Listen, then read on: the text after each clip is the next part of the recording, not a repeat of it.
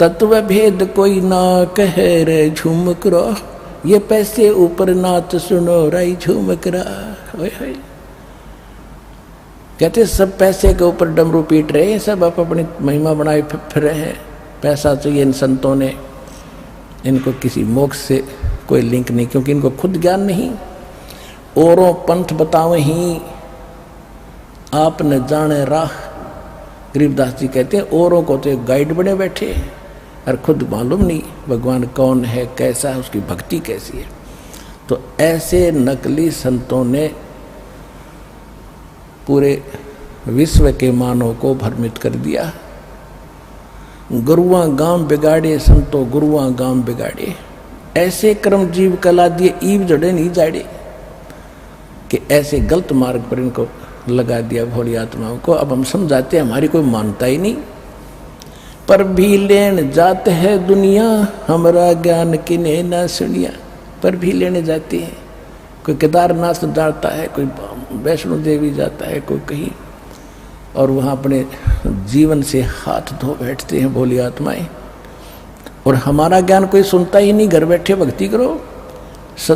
ये है सतलोक रूपी, सतलोक आश्रम वाला मिनी सतलोक आपका अमरधाम, अमरनाथ समझ लो, इसने केदारनाथ समझ लो। अब प्रसंग चल रहा, वहीं आते हैं हम कि कोट्यों मध्य बहु नाम जन्मा नाम अंते ज्ञानवान माम पर्वते, और वासुदेव सर्वमिति सैमात्मा सुदुर्लभ।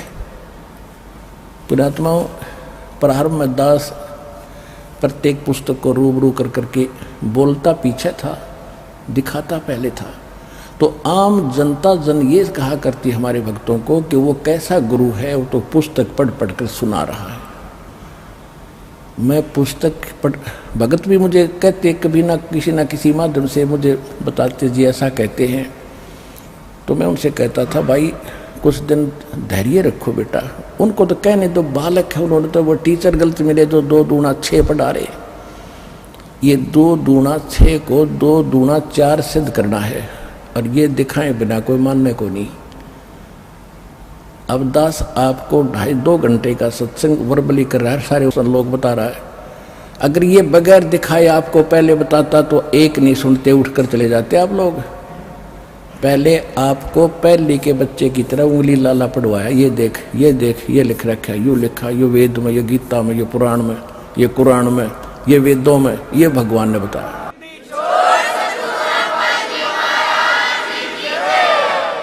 अरे बाप सुनने लायक हो गए तो दास आपको ऐसे अनमोल वचन और सुनाया करेगा जो आज तक अभी कम उस कोर्स में नहीं आए हैं, जो परमात्मा की वाणी समझाया करेगा।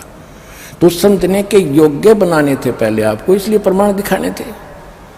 ये पहले दास सन 1994 से लेकर सन 2000 तक 1 तक परमात्मा की वाणी जो सूक्ष्म वेद से ज्ञान देता था, लेकिन जिनको लाभ हो गया वो तो मानते थे भगवान कबीर जी, क्योंकि उनके पास विकल्प नहीं बचा था, बाकी अन्य नहीं मानते थे। 2001 में परमात्मा से विनय की इस दास ने कि परमात्मा, ये तो अंडरस्टूड आप परमात्मा है, लेकिन आपको परमात्मा कैसे सिद्ध कर पाएगा ये दास। एकदम प्रेरणा हुई कि वेद मेरा भेद है, मैं ना वेदन के माही, और जौन वेद से मैं मिलूँ ये वेद जानते नहीं। अब वेद तो हमारे पास थे नहीं, गीता थी मंगवाई, देखा। जब भगवान ने ये बोल रखा कि मेरी महिमा है सारी, तो अवश्य इसमें कोई बात जरूर पावेगी, कि भगवान का वचन गलत नहीं हो सकता। जब देखा गीता जी में, हम यही मानकर पढ़ रहे थे कि कृष्ण जी ने बोला, तो वो कह रहा कि कोई और परमात्मा है, उसकी शरण में जा। 18 अध्याय के 62वें श्लोक में गद गद आत्मा होगी कि अवश्य मेरा भेद मिलेगा। फिर नए सिरे से गीता को पढ़ा, नए सिरे से अनुवाद किया, आज आपके पास गहरी नजर गीता के रूप में उपलब्ध है। ये वास्तविक अनुवाद है इस गीता जी का।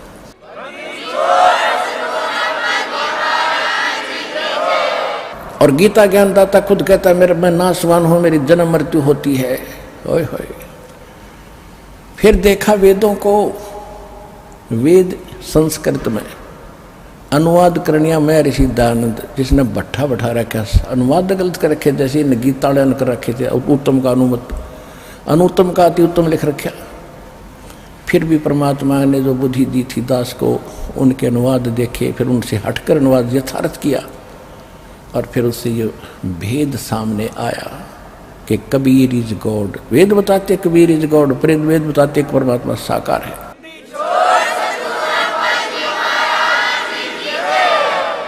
अब हम आते उस प्रसंग पे। अब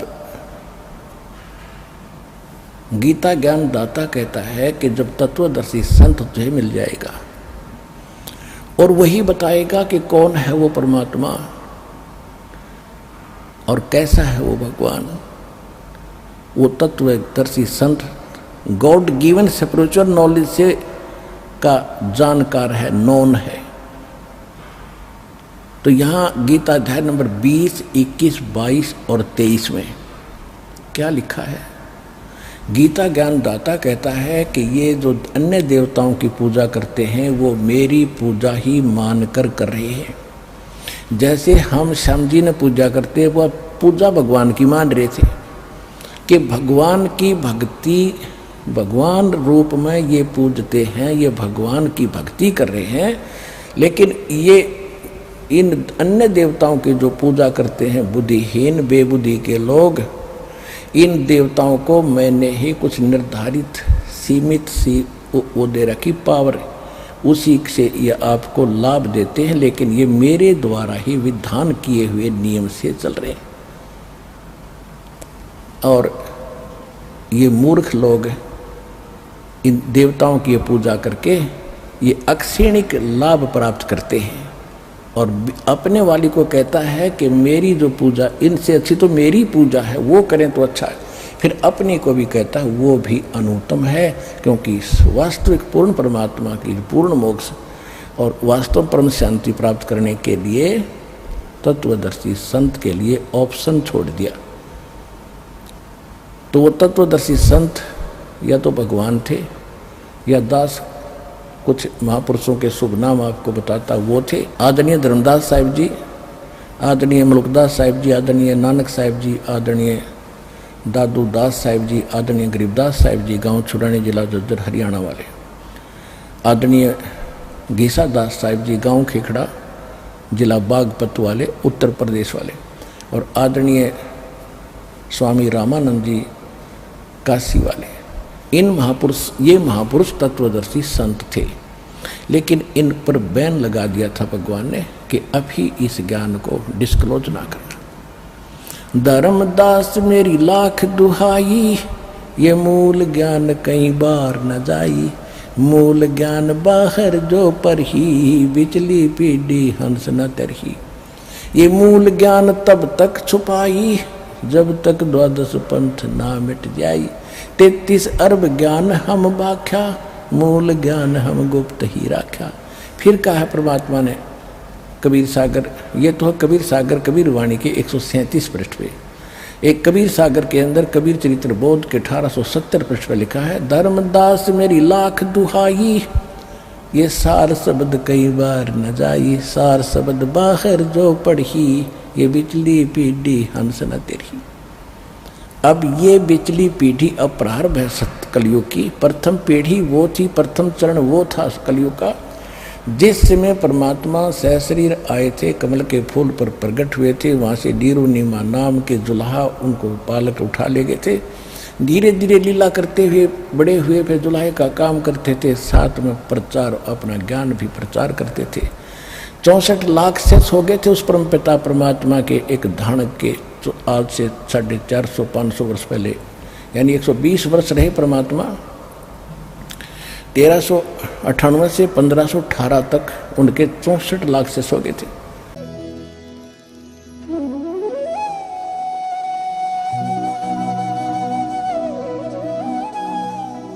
अगर आप ये वीडियो YouTube पर देख रहे हैं तो हमारे चैनल को सब्सक्राइब करें और बेल आइकन को दबाना ना भूलें। अगर आप Facebook पर ये वीडियो देख रहे हैं तो हमारे पेज को लाइक करें।